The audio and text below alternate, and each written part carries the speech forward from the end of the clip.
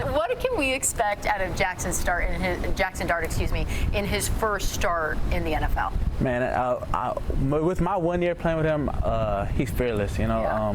He does a good job of keeping his composure, and he's a leader. He's a natural-born leader, and we're all excited for the opportunity. Yeah. And do you think you guys will say anything to each other when you guys are facing each other on the line? What do you think that's going to be about? Maybe after the game. Okay. Yeah, for sure. It's competition first. Yeah, competition.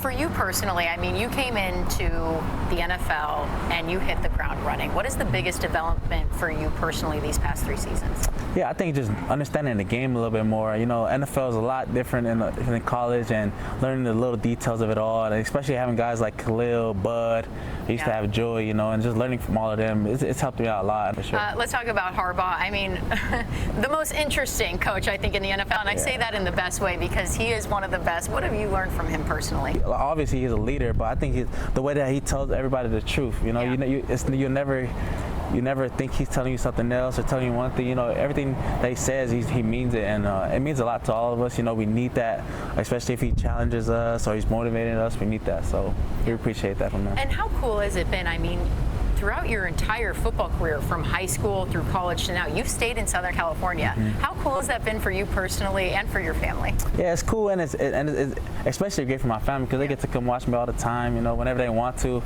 Obviously, my parents love watching me on TV, so usually they don't come to the games, but whenever they want to, they'll always come. They're like, yeah, we're sitting at home on the couch. Our son, I love it. Thanks for joining us tonight. We got Minnesota and top-ranked Ohio State next Saturday night right here. We're looking forward to that. The Channel 4 News starts right now. NBC4 News starts now. And right now, a demand for answers after yet another immigration operation, this time at Home Depot in Ladera Heights. We want to thank you for joining us. I'm Jonathan.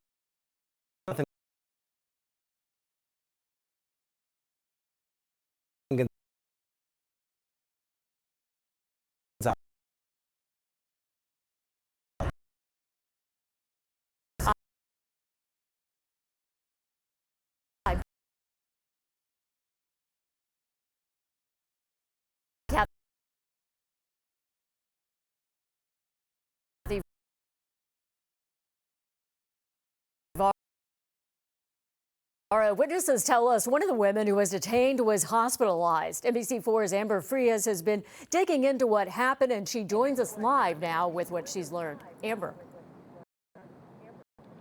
Hey, Kathy, Jonathan, the operation happened at this Home Depot right here on Slauson Avenue.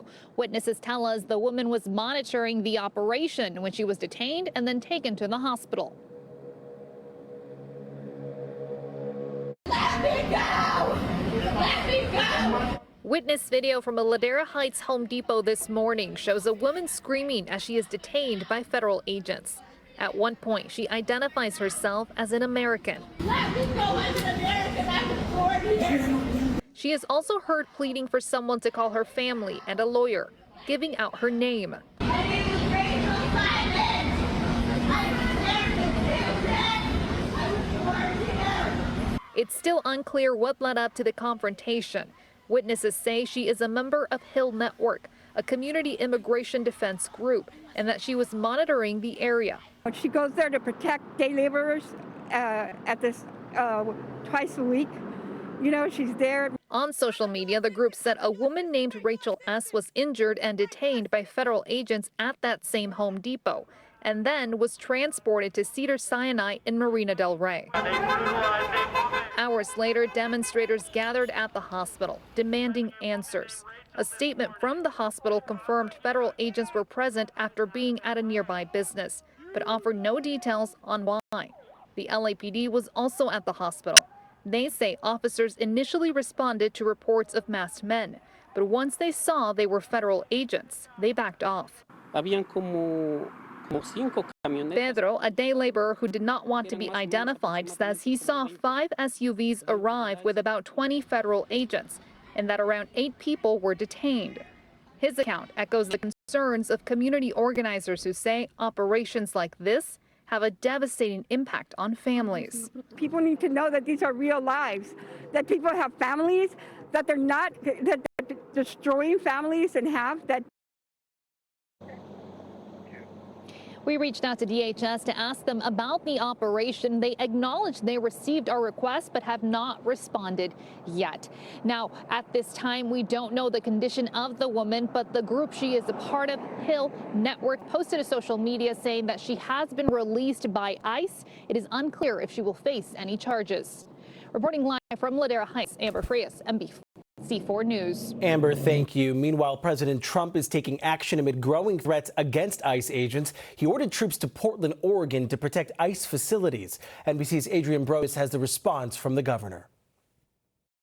President Trump applying pressure to his immigration crackdown, saying he's sending troops to Portland, Oregon to protect ICE facilities and, quote, authorizing full force if necessary.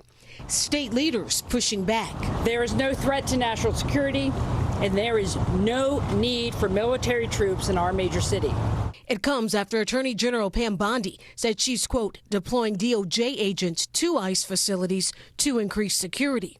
DHS recently saying ICE officers are facing a more than 1,000% increase in assaults.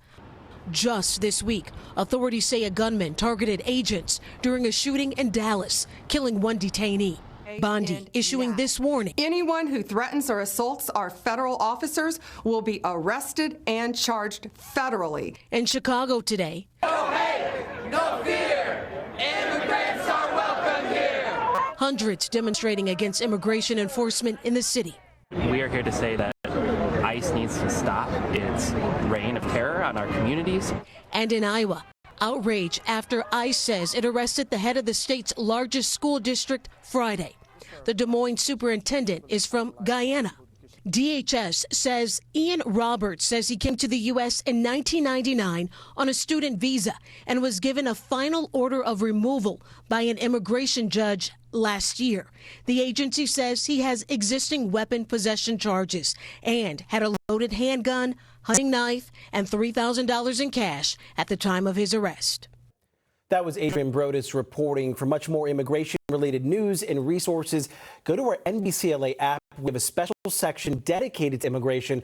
You can find it on the trend bar. All right, turning to our weather now, we want to show you on the left side of your screen is a live look at Mount Wilson. It is clear out there, but earlier this evening we experienced rain in our mountain areas. So let's find out what's going on right now. Meteorologist Stephanie Olmo tracking it all in your First Alert forecast. Kathy and Jonathan, we had some strong storms, especially right around the San Gabriel Mountains. As you see the picture right now, things have fizzled out as right now we're checking out the First Alert radar network. However, we still have flood advisories in place. It was earlier today. We have flash flood warnings in effect, but that expired. So right now, flood advisory. So just watch out for minor flooding, especially in low-lying poor drainage areas. And also, although the rain has stopped, there's still the concern for minor debris flow and mudslides. So heads up out this way, including Wrightwood, for example. So this is the bridge burn scar area.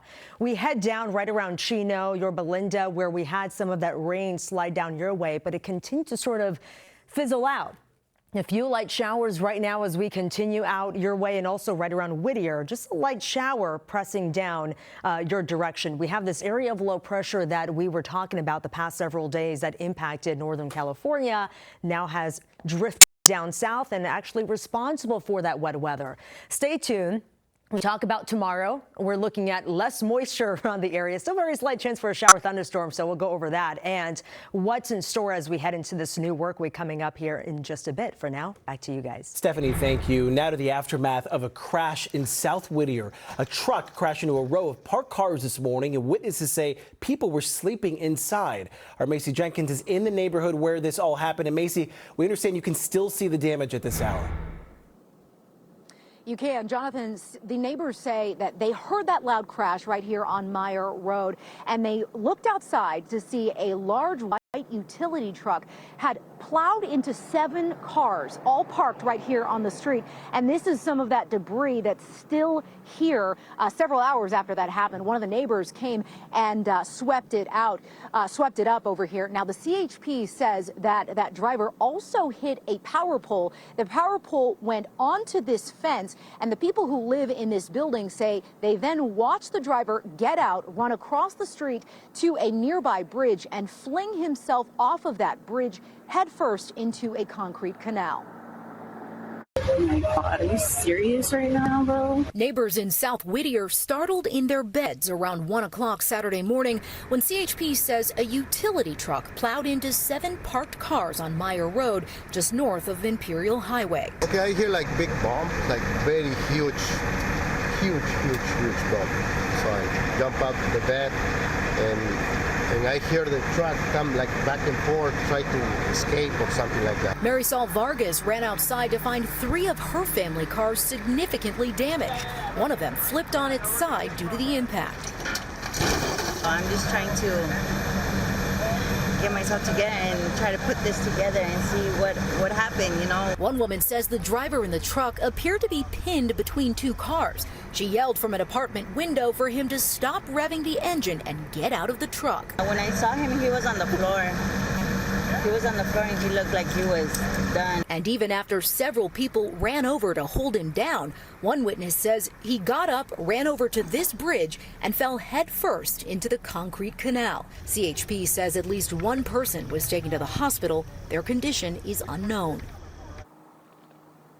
Now, witnesses say there were 2 people sleeping in the parked cars, including in this car that you see behind us, and at least one of them was taken to the hospital. Now, CHP could not confirm how many people were injured in all of this, and they could also not confirm whether there were any arrests. We'll continue to try to get those updates for you in our 11 o'clock hour. Reporting live here in South Whittier, Macy Jenkins, NBC4 News. Absolutely, Macy. Thank you. Coming up, a Long Beach man who